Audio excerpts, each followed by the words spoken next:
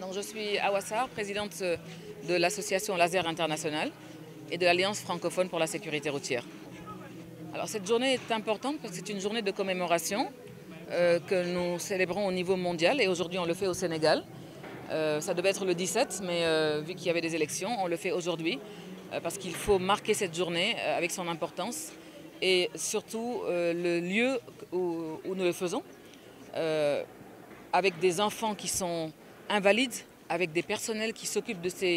ces enfants-là, qui les accompagnent pour que ces enfants puissent devenir demain des adultes qui sont inclus dans le paysage socio-économique du pays, avec l'association nationale des personnes handicapées du Sénégal, la section femmes, démontre l'importance de cette journée. Nous en profitons pour rappeler la solidarité active qui est nécessaire par rapport au handicap, mais aussi au handicap suite à l'accident de la route. Il n'y a pas beaucoup d'accompagnement et c'est l'occasion d'exhorter les autorités, d'exhorter les responsables, que ce soit de la santé, que ce soit au niveau des transports, au niveau des infrastructures. Nous avons aujourd'hui le syndicat des transports qui est là pour démontrer l'engagement de tous et que les petits pas que nous faisons depuis des années avec tous doivent payer et vont commencer à payer. Nous avons acheté, grâce au secteur privé, la BOA ici aujourd'hui, le FERA à Géroute, du matériel pour accompagner ces enfants dans leur vie de tous les jours, pour leur faciliter leur mobilité. Parce qu'on parle de mobilité de tous les jours avec les transports, avec les véhicules, mais également ces populations rencontrent des problèmes de mobilité. Et cette solidarité active doit les aider à cette mobilité-là, à s'intégrer tout simplement dans la vie de tous les jours. Donc c'est vraiment ça l'objectif de cette journée, vraiment se souvenir, soutenir et agir également. Ce sont les trois maîtres mots de cette journée qui rappellent que ce jour-là, le jour où il y a eu l'accident, un drame s'est produit et a marqué durablement et a impacté durablement la vie d'une personne, la vie de sa famille, de ses amis, de ses collègues, mais aussi l'avenir, le devenir de toute une nation. Donc nous devons tous nous sentir responsables et que chacun puisse mettre sa part. Et cette journée, laser sur d'autres également manifestations, mais cette journée spécialement, donne sa part et contribue pour les victimes de la route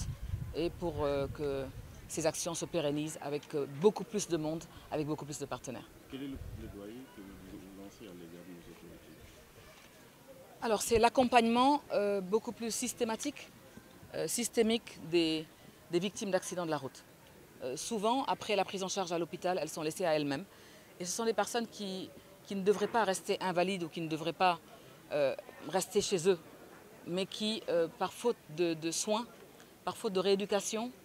perdent l'usage vraiment parfois quasi définitivement de leurs membres, hein, des membres qui ont été atteints, leur mobilité, leur capacité à s'insérer, à travailler. Donc c'est vraiment un appel pour la prise en charge de ces victimes de la route là. ñi am laago ci tali bi ak ñi itam peut-être ñàkk seen bakkan ñu rendre leen hommage jour bi dañ koy célébrer ci monde bi yëpp ci àdduna bi yëpp dañ koy célébrer donc ñu ngi koy célébrer ñun tey Sénégal ànd ak ministère des infrastructures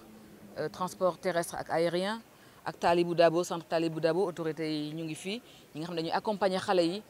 ak suñu partenaire privé secteur privé yi fi nekk ak agence yi fi nekk direction yi fi nekk ak Laser International ANHSM association section femmes des handicapés moteurs du Sénégal pour wane ne que ñàkk sa benn cër ci tali bi am laago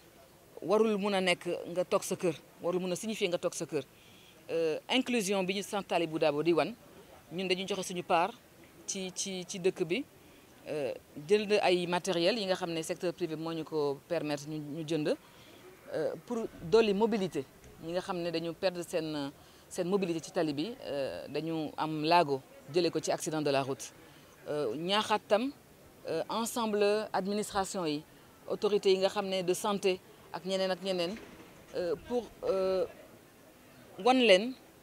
métit bi nga xam ne ñii am gaañu ci tali bi ñu ngi koy dund bés bu nekk ak accompagnement bi nga xam ne dañ ko war a dolli pour vraiment gën leen dooleel gën leen inclure ci tissu économique ak social u réew mi parce que réew mi ñun ñëpp ko bokk donc c'est pas nga war a nekk fauteuil roulant wala nga am ay béquet rek doo mun a am liggéey doo mun a am éducation suñu devoir la ku nekk si fi nga nekk ku nekk ci sa pàcc nga jàpp ci ñun Laser International li ñu mën a def mooy vraiment def genre journée yi pour yeewaat ñëpp du seulement autorités yi toute la population ñu def ndànk ci tali bi daw ndànk tam ak ànd ceeg chauffeurs yi nga xam ne ñu ngi ñëw ne seen syndicat pour ñu wane que am nañ engagement ñu ñëpp ñoo engagé pour agir pour vraiment jàppale victimes de la route yi mais aussi def attention ci tali bi. di sant di leen gërëm maa ngi leen di sant di leen gërëm sama teewaay fii wane nañ transporteurs yi ak chauffeurs yi nangu nañoo jël seen part de responsabilité ci li xew parce que boo jëndee oto jox ko nit mu accidenté ça t'interpelle donc ñëw nañu fii di gërëm madame Awa Sarr mi nga xamante ni boobaak léegi gis nañu ni mi ngi ciy xeex ci tayu ñun nangu nañu sunu part de responsabilité waaye dañoo bëggoon ki ñu ko seqal muy état du Sénégal moom it mu nangu xool ndax li ko war lépp def na ko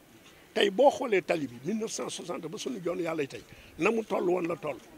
boobu oto 12 mètres 50 amul oto yi am tey ëpp fuuf loolu